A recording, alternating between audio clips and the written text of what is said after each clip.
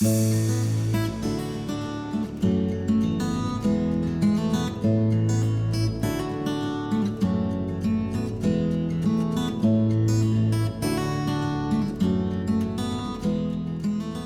you all for being here.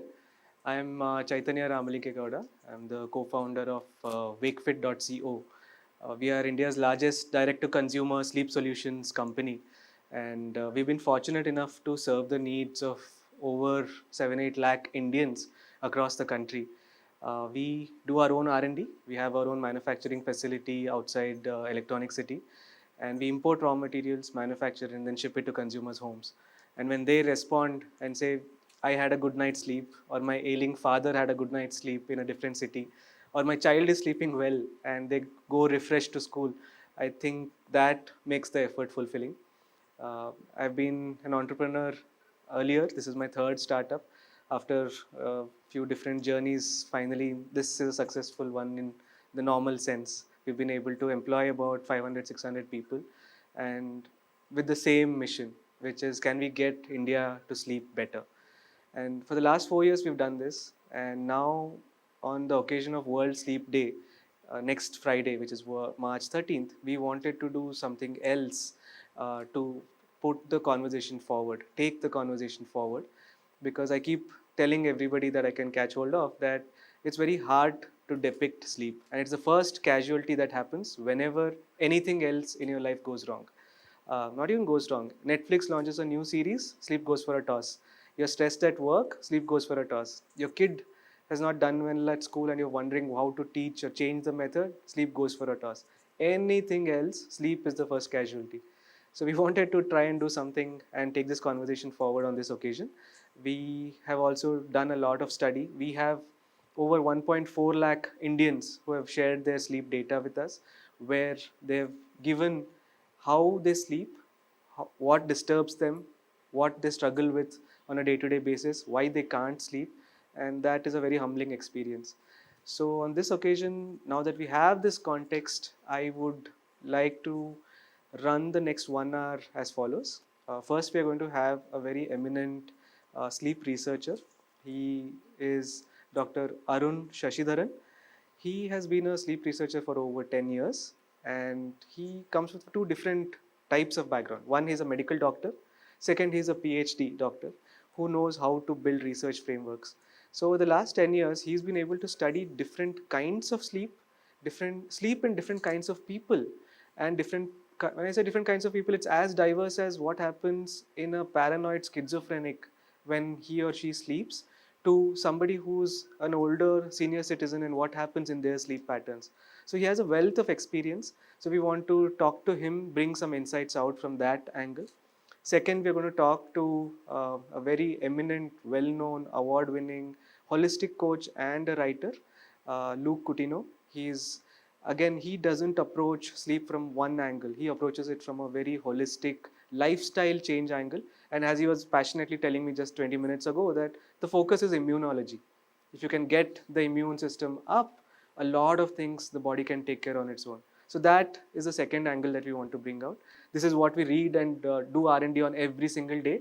But these two gentlemen are the experts. They know what they're talking about. So please join me in welcoming Dr. Arun Sasidaran onto the stage.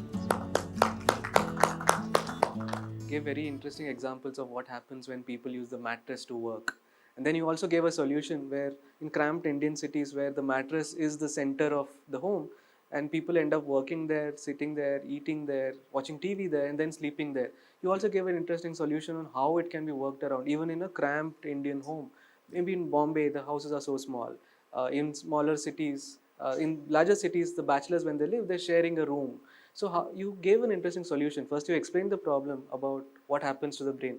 Then you gave a solution. Could you enlighten the audience about that? Yeah.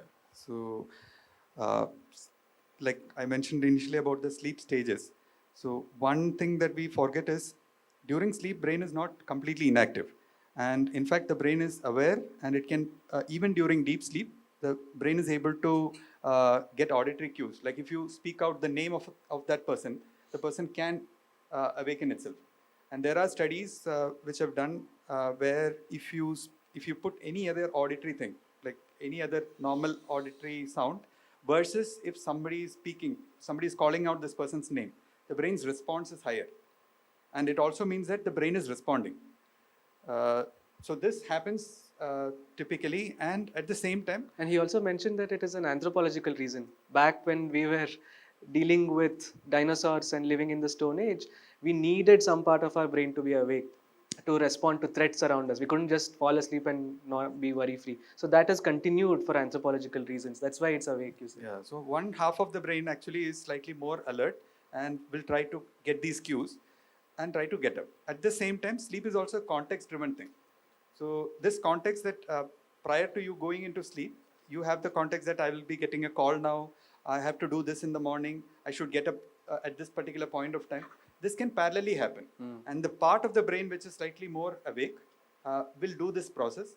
And what happens, it will just wait for some cues. So any tiny drop, like any change in the environment, any sound, any slight disturbances can alert this part of the brain and cause you to wake up. Now the other part is the in this crammed situation, what we normally do is the bed, the same space where the same mattress, the bed where you lie down, will be used for doing your day-to-day work. And what brain is doing in this parallel part, like when you're doing this activities, it is also trying to create a map of your environment. So when you were awake, you were very alert. What was the cue there? It was a mattress. It was the smell of that mattress and smell of that room, the tiny bit of sound of the fan or whatever. These are also registered into your brain. And what happens when you try to go back to sleep, this background sound, smell, everything will also remain there. So according to the brain, this is the same place where alert situations can also happen. And now you're sleeping. So it can't go into a completely sleepy kind of state. So instead, a trick would be to change the cue, the surrounding cue when you sleep versus the cue should be different when you're doing the same work. If you don't have a table, you still have the mattress, but the smell and other cues should be different when you're doing the work, and it should change to another cue when you're going back to sleep. So in this way, the brain will not get the same cue of trying to become awake. So it will be able to go back into sleep. Yeah, one of the examples he gave was ideally you shouldn't use the mattress for work and other activities. You should use it as a sanctuary where you come, you rest, and you just recover. But if you are in a situation where you cannot avoid that and you have to do that work there, he gave a small trick of saying, if during your work you are using a normal room, just before sleep, bring in a fragrance, either an incense stick or a diffuser or a new pillow mist. Use any of those to bring the cue to the brain that this is an environment for resting and sleeping. So every night just before sleeping you try this, and then the brain senses that it's a slightly different environment from which you actually did work. So that was the hack he gave. So it's a very real problem in India where you may have to share rooms, you may be living with your family and so on and so forth. But it's very interesting to know that you can alter your situations and find a workaround even within the constraints. Doctor, one of the things that I want to talk about was sleep quality in older people who meditate. That was an extremely fascinating thing for me when you gave an analogy of how the sleep quality was for an older person without meditation and an older person who meditates. Can you please talk about that? Yeah, so one of the things that my Department of Neurophysiology, NIMANS, for the last 20 years or more, they have been studying meditators. So one of the things that we can study, we do daytime activities when they meditate, but we also do their sleep part.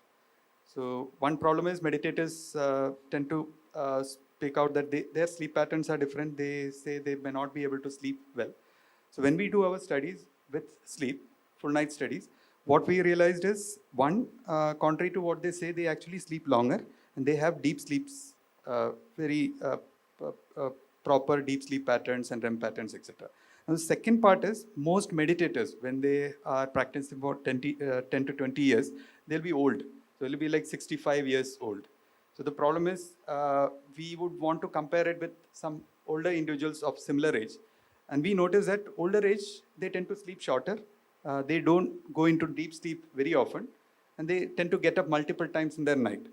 Contrary to that, meditators, they're practicing this for 20 years, etc. They tend to show patterns which are almost similar to, say, 1 decade or 1.5 decade earlier.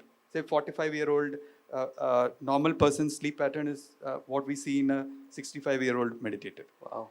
So second part is meditators.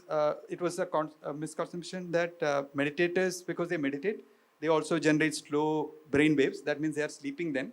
So if they sleep then, usually what happens, they should not be able to sleep during night.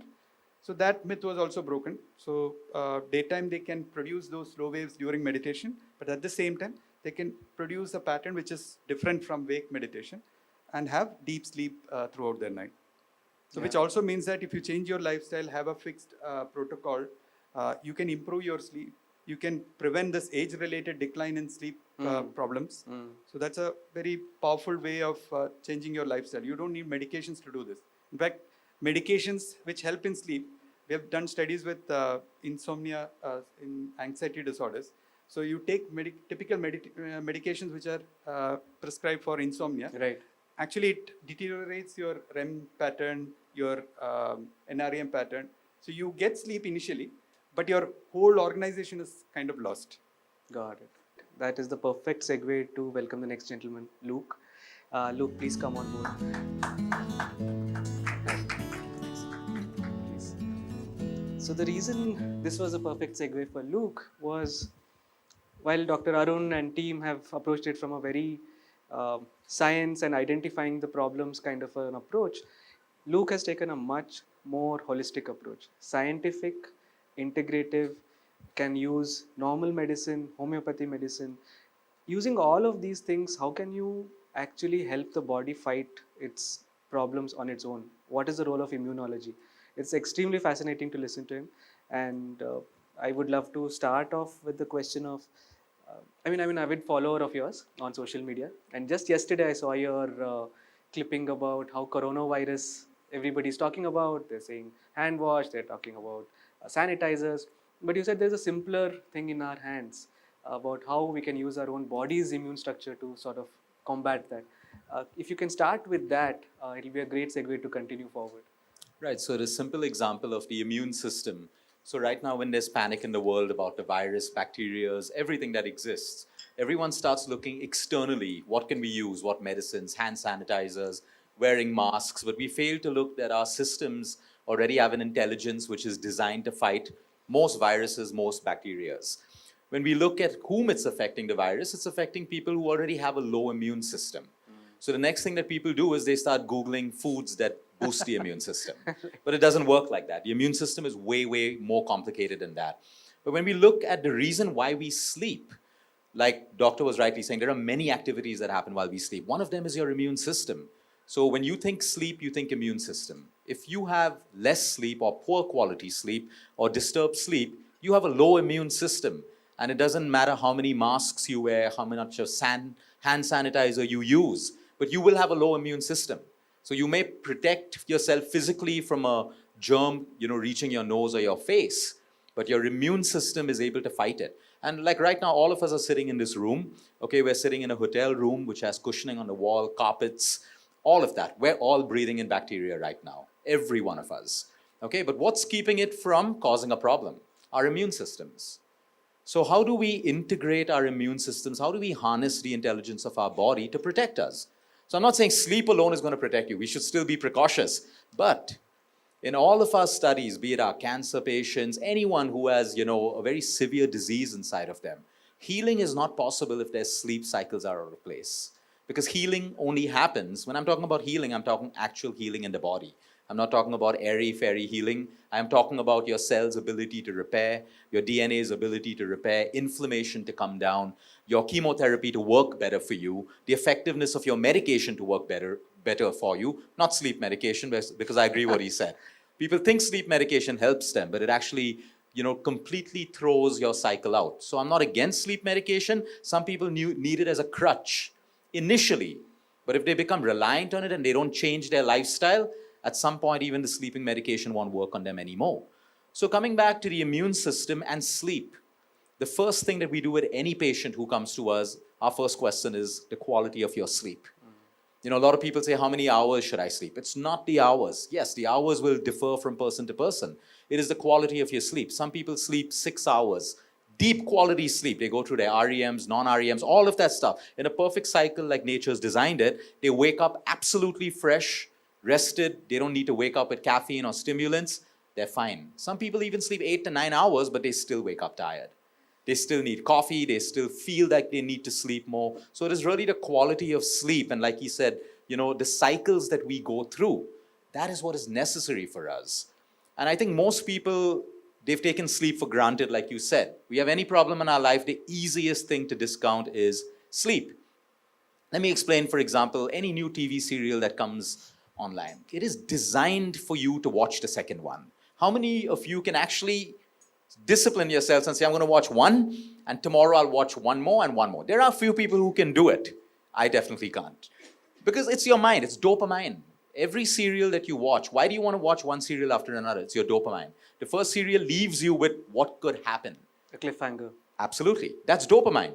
Now, you don't want dopamine to come down. You want to keep it going and going and going. That's why we constantly, like, how many of you can scroll through Facebook saying, I'll scroll for exactly 1 minute and stop? No, you won't. You'll go on scrolling because dopamine, more dopamine and more dopamine. So the importance of sleep is to break that cycle. And most people can't sleep because their dopamine levels are still high at the time of bedtime. And it's impossible for you to fall asleep. You may be physically tired, so you may fall into a very light cycle of sleep. Like you rightly said, the first 20 minutes or 40 minutes, most of us will fall into that. But then the problem is when we wake up again, we can't go back to sleep again because the entire cycle is broken. So immunity, I think with this whole coronavirus, what is in our control? What is in our hand? Panic is useless. Fear is useless. It's not going to get anyone any benefit. We have to ask ourselves, am I eating healthy food which boosts my immune system? What is that? Your fruits, your vegetables, your nuts, your seeds, your basic Indian diet, which is cooked well at home. As simple as that. 2 is your movement, exercise. We know that when we have more blood circulation, our immune system gets stronger. But when we're sedentary, our immune system gets weaker. That's in our control. 3rd is your sleep. It should be at the top, actually. We should be able to get more hours of deep sleep right now so that even if we are exposed to the virus, our immune system is strong enough. The hope that we see in the whole coronavirus is viruses can be very severe, but in previous years and decades, they've wiped out civilizations. Yeah. That's how aggressive they can be. But this isn't doing that, which means there is a difference. What is the differentiator? The immune system. They're saying it's hitting people who are elderly because most of these elderly people have weak immune systems. And when you really look at the cases, they already have an underlying health problem, low immunity. So when there is a ray of hope always, but when you have panic and fear, you can't see that ray of hope. So then we make irrational decisions. And the 4th are your stress levels. Like I tell everyone, everyone's anxious. If you're anxious right now, your stress levels are high, your cortisol is high, your immunity is low. So most people are producing low immunity with their own stress and their own panic. Yeah. So this is how it is. Video game designers and social media platform designers employ psychologists to constantly figure out what is the best way to give the dopamine hit in the right level and at the right frequency to keep the person hooked onto the platform for longer, because that's where they make money. It's called the addiction economy. Yeah. You probably know this. So if you have this, it's almost like a weaponized level of addiction. They are focusing on how to get millions and millions of people to be addicted to that platform. When such weaponized things are available all around us, how do we build good quality habits that enable us to get good sleep? And it's not just one habit, it's how you run your life from the time you wake up to the time you go to bed. What are some of the most important habits that you try to inculcate in your clients? So I have just one word, which is discipline. There's nothing wrong with social media and Netflix. What is wrong is with us. We're over-consuming it. We're unable to stop. So the problem is with us. There will always be someone or a community of people who are trying to sell us products through clever marketing, doing all of these things. If we are connected with ourselves, we learn how to be aware. It's called conscious awareness. Now I know the impact of sleep on my health. Now today, I will decide whether I want to watch that extra episode on Netflix or not. It's called conscious awareness. But if I'm not aware of it, because everyone says, oh, everyone's watching Netflix, let me watch it. That's unconscious awareness, which in simple words is stupidity, because we don't live with conscious awareness. So the habits that we do is, it's simple. We have 24 hours in a day. I tell my clients, plan 16 hours. Keep 8 hours aside for your sleep. You're sleeping deeply, you'll get 2 hours extra because you can wake up in 6 to 7 hours. Now, what do you do with 16 hours? But everyone plans with 24. So like he rightly said, what is the first thing we compromise? Our sleep. To take on that extra call, that extra job, or stay up late, or add an extra day of socializing in our week. So it really comes down to, I manage personally, and I get my clients to manage within 16 hours. Now you have 16 hours. How can you make your entire life successful? So just because you decrease the hours in a day doesn't mean you can't be successful. It teaches you to be efficient. So in those 16 hours, I can still spend time on social media. I can still fit in 1 hour of Netflix if I want. I can put 1 hour for my workout. I can put 1 hour for family time. When you break it down with 16 hours, try this when you go home today. 16 hours and try to fit in everything. And then you'll find the time wasters. You know, unnecessary chatting with people, unnecessary scrolling. You know, if you really look at the screen time on people, people are now reporting to us 6 to 8 hours in a day. And they're unconscious about it. You have an app that tells you that. Yeah. 6 to 8 hours is almost, if you keep a 16-hour day, is half of your day gone. And then people, and my point is, the motivation is, if all of this is really driving us, we should be happier today. We should be happier and more fulfilled, but that's not the scenario. Most people today are depressed, unfulfilled, not content, always chasing some other happiness or something else. So it's not getting value into our lives. But how can I structure 1 hour of social media constructively in my life today? That I will watch 2 videos and learn something. I will use social media constructively. And it has its place. If I'm looking at social media 1 hour before bedtime, it's not going to work. I can do it maybe at 6 in the evening, maybe at 7 in the evening, maybe at 12 in the afternoon. It's all about planning. So whenever it comes to a habit, it's all about how do I plan? The easy way is get off social media, make it look bad, make Netflix look bad. I know Netflix is a great stress buster for most stressed out people, but use it the right way. We don't demonize it and say don't do it. We say use it the right way and fit it into your life. But like I said, even Citibank, for example, nothing wrong. The city that never sleeps. It is true, New York City, and everyone's, bro, I'm in the city that never sleeps. They don't really understand. When you look at the statistics of disease in each of these high-bred cities, which never really sleep, you can relate it to a statistics of disease. Inflammation, heart problems, diabetes, cancer, and everything else. So I think we have to live consciously. Right. And like everyone has to do some sort of marketing to make a product sell. And that's usually done by inducing fear into the public. Like, how do you sell a woman shampoo? You make her feel her hair is not good enough. How do you do that? You show them pictures of models with beautiful hair and a shampoo bottle. So a woman who doesn't have good hair will suddenly look at that and feel, oh, you know, recall value, brain. Your brain is constantly processing. That's what I need. Or look at food, for example, superfoods. Our generations lived way healthier than us without superfoods. Today, we think we need superfoods. Why? It's advertised so cleverly. So we think, oh, I have acidity. And then suddenly there's an ad for a superfood. Yeah, eat this and it goes. And the mind thing, and we start doing it, not knowing that we can just sit, chew on a little ajwain, have a little lemon water, and the acidity goes anyway. So it's about conscious living. Absolutely. Can you touch upon a little bit about the fitness and food habits that encourage good quality of sleep? Because through the day, what we eat and how you touched upon sedentary lifestyle versus active lifestyle. Can you elaborate a little bit on that? How it impacts sleep? So I think the first thing that India needs to realize, because we're one of the only countries that has late dinners. Now, scientifically, the human body is not designed to break down late meals. We find melatonin receptors in your pancreas. Now, what are melatonin receptors for? Putting us to sleep. Why do we have them in our pancreas? Because as the sun sets, melatonin gets activated in us. It also starts signaling to your pancreas to shut down your digestive system. So everyone who has late meals, why do they wake up acidic the next morning, bloated, slow, indigestion, all of these issues? Your body has struggled to break down your food.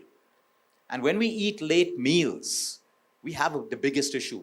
It's again, I think India has by far had one of the healthiest cuisines in the world. But we've spoiled it.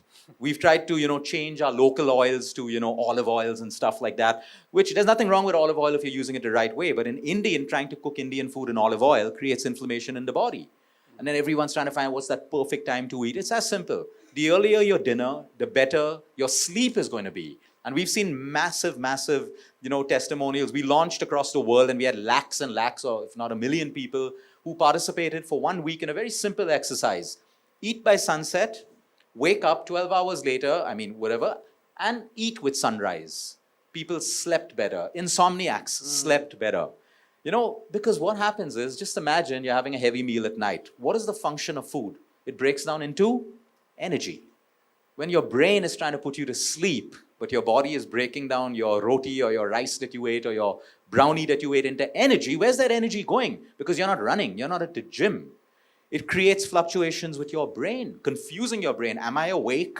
Am I going to be put into some action, running, walking? Is it day? It even confuses your body that much. So we have to understand that the earlier you eat, that is one of the biggest lifestyle changes Indians can make. And then we compare ourselves with Europeans and say, oh, they're so fit. And we say, oh, they get better genes. No.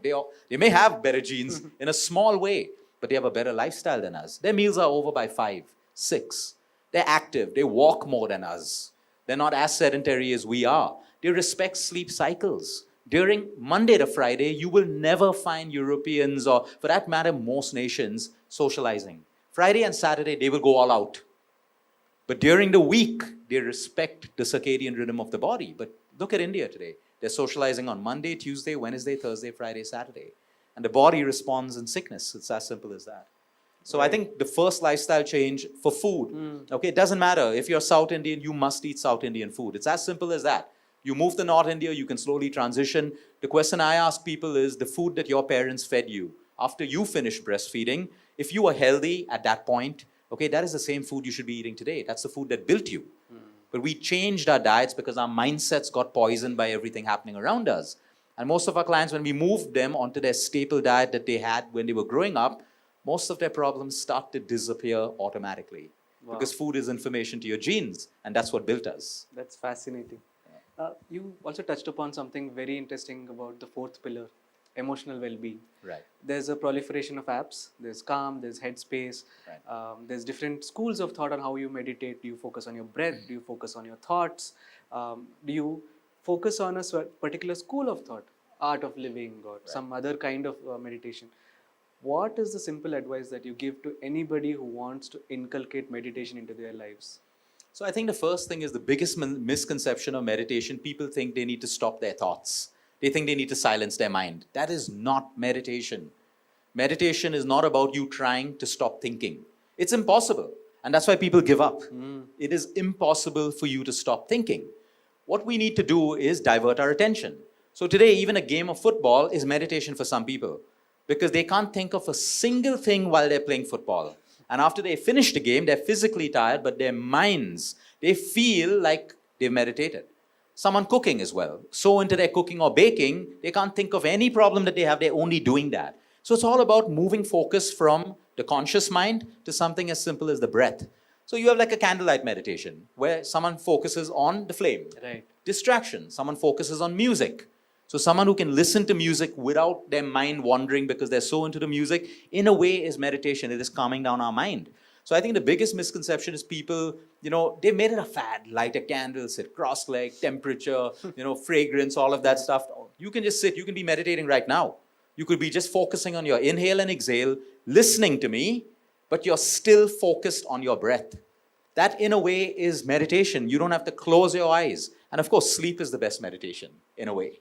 Sleep is the best meditation. When we sleep in our correct REMs and our non-REMs, it is meditation. That's why you wake up so fresh, the same feeling after you close your eyes and meditate for 20 to 30 minutes. So I would advise people, if it's difficult for you, start off with guided meditation. It is fantastic.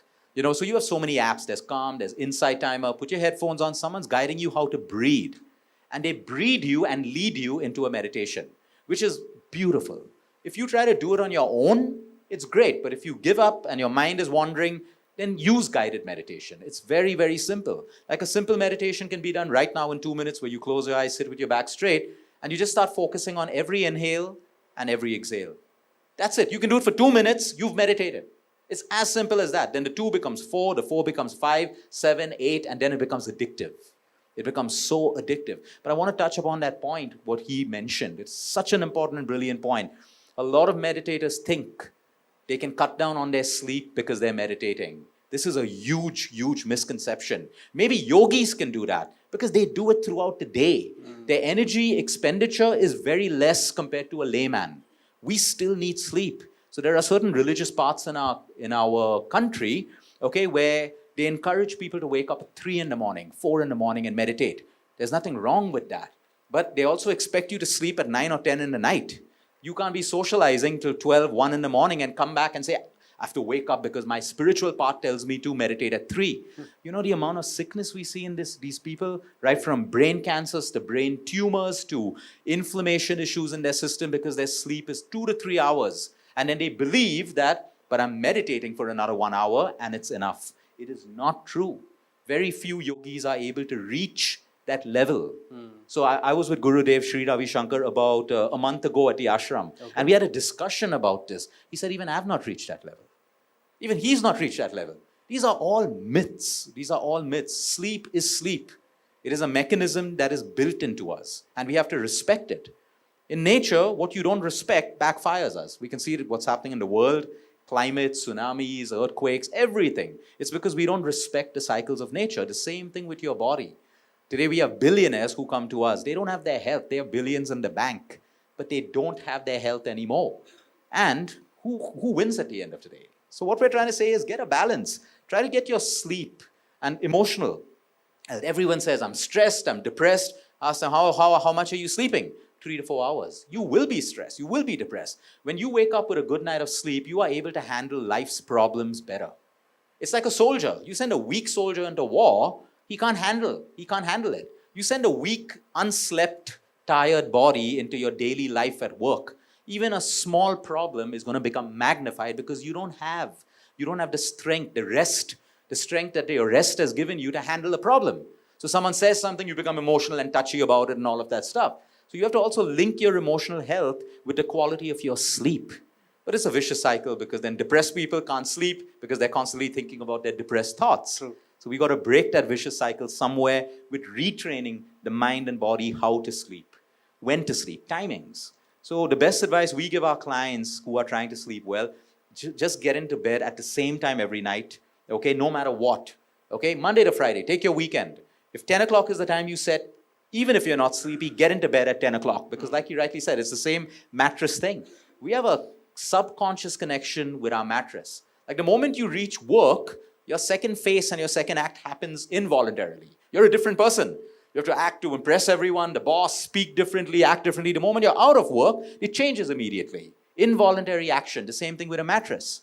So we got to retrain our systems into getting into the cycle of sleep. And that's what's worked the best for most of our clients.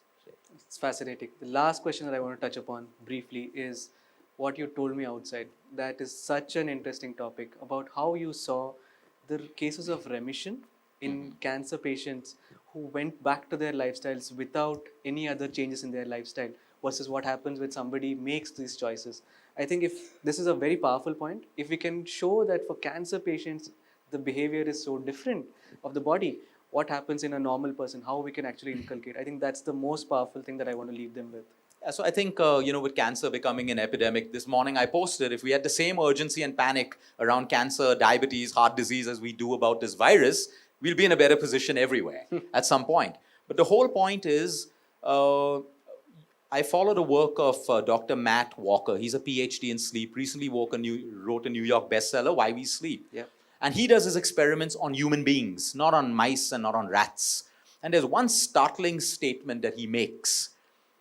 A night or a couple of nights of sleep deprivation is enough to reduce your immune system by 60 to 70%. Now, you can be the healthiest and the fittest person eating organic food, fancy gym membership, but you're not sleeping and you get cancer. And that explains why so many so-called fit people today fall sick. In our cancer patients, we see two things. Patients who get cancer, they go through all the conventional treatment, which is right for them, but they don't change their lifestyles. The chemotherapy is over, the PET scan comes clear, and they go back to their old lifestyles. And the reoccurrence of cancer is within 6 months to a year. Compared to the data of patients who change their lifestyles. They want to know, why did I get cancer in the first place? Let me look at my sleep, my nutrition, my stress levels, my activity. They make changes, and their reoccurrences are negligible. And it all comes down to sleep. We know a patient going into chemotherapy tomorrow will come through it with minimum side effects depending on the quality of the previous night of sleep. And a patient who has not slept and goes into chemotherapy will have every single side effect. Because again, the body doesn't have that strength to go through cytotoxins.